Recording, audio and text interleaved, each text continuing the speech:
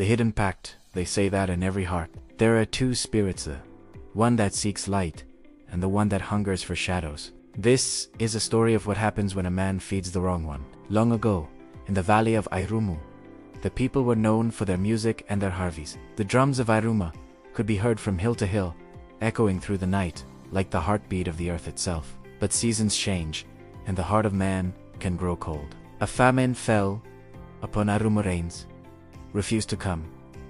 The earth cracked, and children cried from hunger. The elders offered prayers, sacrifices, and songs, but the skies stayed empty.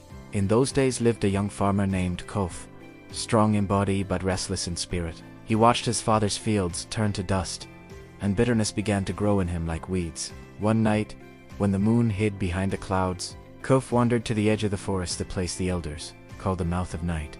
They said no man should go there, for old spirits lingered in that darkness. But hunger and anger make a man deaf to wisdom. In that forest, he met a figure wrapped in smoke. Its eyes glowed like dying coals, and its voice was the sound of dry leaves moving without wind. "You seek plenty," it whispered, "but the gods have turned from your people. I can give you power. One drop of your blood, one word of promise, and the land will answer your call."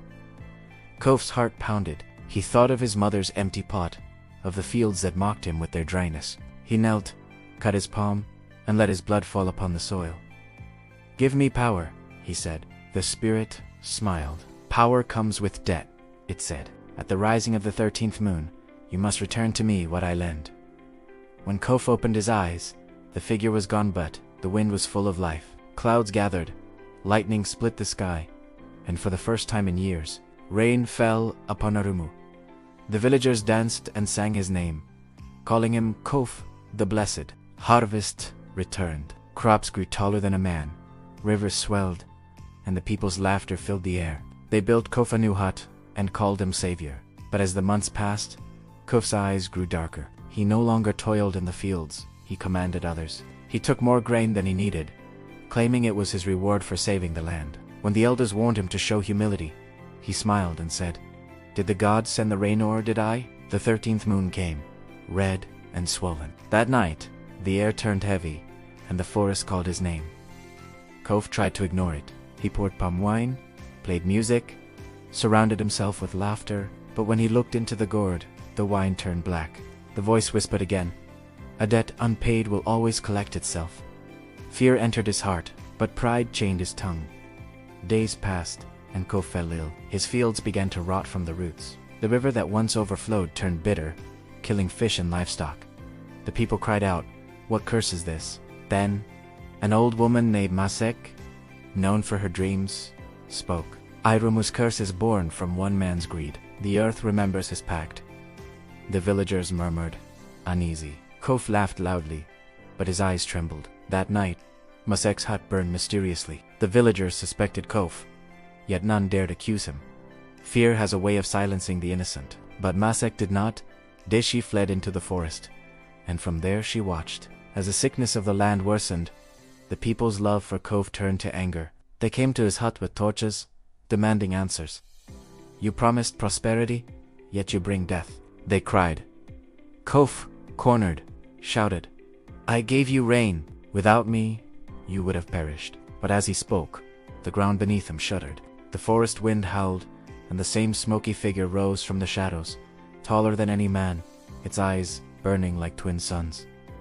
"Kof," it said, "did you think I would forget our pact?" The villagers fell to their knees in terror. "You promised me what was most precious to you." "The time has come." Kof's voice broke. "Take my wealth, my house, my fields, take it all." But the spirit's laugh cracked the night. "You have nothing I desire, but your soul accede the breath that made the land obey." The villagers watched as Kof's body stiffened. His shadow tore itself from his feet and was swallowed by the spirit. Then, silence. The smoky figure vanished into the darkness, leaving Kof trembling like a leaf. He lived, but hollow. His eyes turned gray, and no voice came from his mouth again. The people pitied him, yet none dared touch him. He wandered the edges of Irumu like a ghost, his steps followed by crows. Masek returned and told the people, "Let his silence remind you there is no gift from darkness that does not demand blood." The villagers buried Kof's tools and left his hut untouched. Seasons passed. The land slowly healed, though never as it once was. Some nights, when the moon turns red, the wind in Irumu carries a whisper. The old ones say it is Kof's soul, still trying to speak the words he lost. They say his shadow walks the forest, warning those who seek power from the wrong hands. And so, my children, if hunger tempts you to bargain with spirits, remember Kofe. Remember that even the sweetest fruit can hide a worm at its core, for power borrowed from darkness will always demand its due, and the earth forgets nothing.